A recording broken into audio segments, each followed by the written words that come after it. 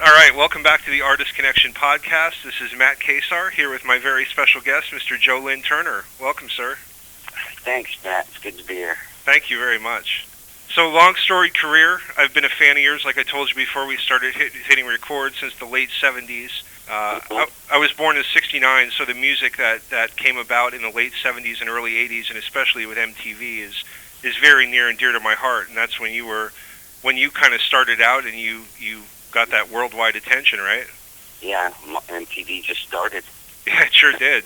And you're also you attribute it with bringing Rainbow, who, of course, Rainbow had a lot of popularity in Europe, but you're the guy, you're the voice that really brought it to the States, and right around that time, right, with MTV, and it really all just blew up for you and for the band.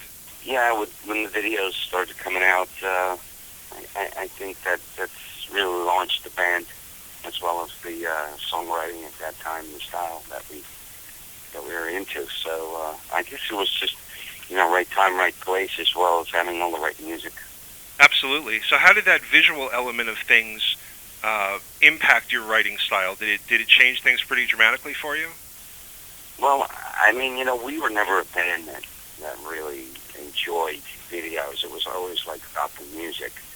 And then you find yourself kind of forced into videos because this is, I guess the song was Video Killed the Radio Star. Yeah, that's right. And I think that was the first video that MTV had ever played. The Buggles. And so being a band that wasn't too thrilled with all this kind of limelight, we were reluctant, but at the same time we made videos.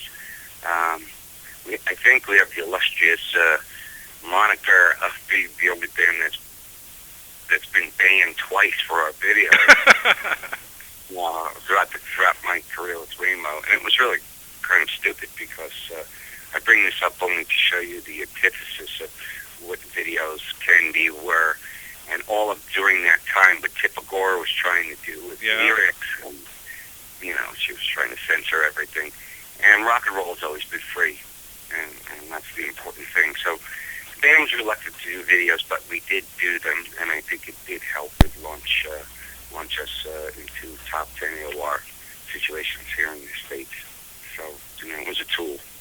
Well, do you remember what some of the behaviors were in those videos that caused them to be banned? I'm sure they'd be probably pretty modest by today's standards. Well, yeah, Death Valley Driver, the song was we shot it in a graveyard, and I don't know why. That's so ridiculous as compared to what really happens on the videos now, with almost like soft pornography. But we were in a graveyard, and they just didn't take to it, and it was such a crazy days when all of this censorship was flying around. So we were in the middle of all that. And as far as the writing, we never really tried to cater to a video. I always, the only thing that changed for me, it was lyrically, was to actually enhance and hone the writing skills, because a song should be kind of a video in a way. You should tell, they should speak to the listener so that they can actually picture it, feel it, and see it in their mind. Absolutely, yeah, absolutely, and that always used to happen to me. And then when MTV came along, and I was a huge fan because it was cool to see the people that you admire up there and to see what they kind of thought. I mean, or at least what their vision of maybe this song was. But I guess a lot of times you had directors in there too who really were taking their interpretation, right? Wow, our interpretations. I mean, Death Valley Driver, actually, speaking about it again, was my idea, and that was the one that was banned. So I always laughed about that because we had some video directors, and that's when I was walking around in mirrors, stone cold, and all this. Yeah. I never knew what that was about, but I guess it worked. So I'm not gonna. But yeah, there was a lot of people that really didn't know what they were doing during those days, and I still think there's a lot of people that don't know what they're doing. Videos have become this half second editing in TV. We call it MPV editing. You really don't see the images all that long. Yeah. As you do a movie, perhaps. They're just constant 1 second, half second edits, which I don't know. It's kind of a strange format. But anyway, yeah, video was important back then.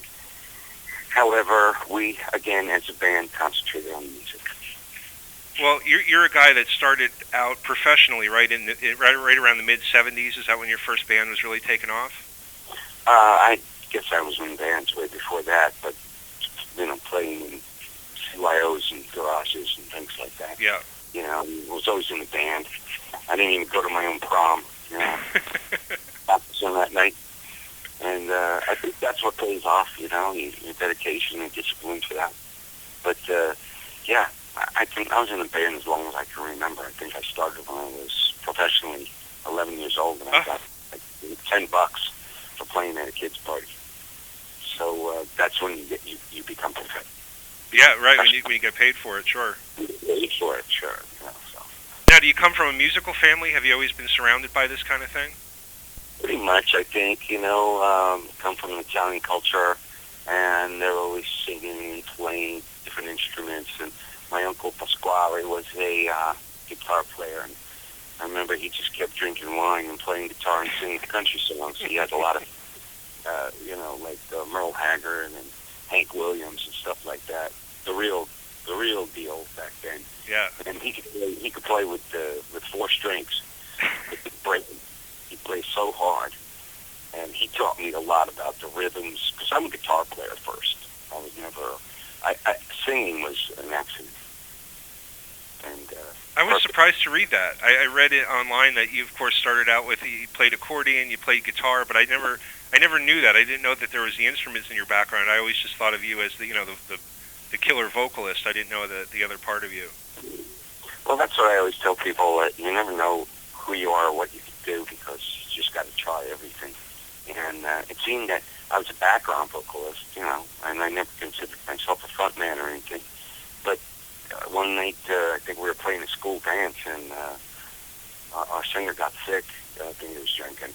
And, and I just stepped up to the microphone with the guitar and started singing. The whole crowd started to move up front to see who this was. And I said, maybe I got something here.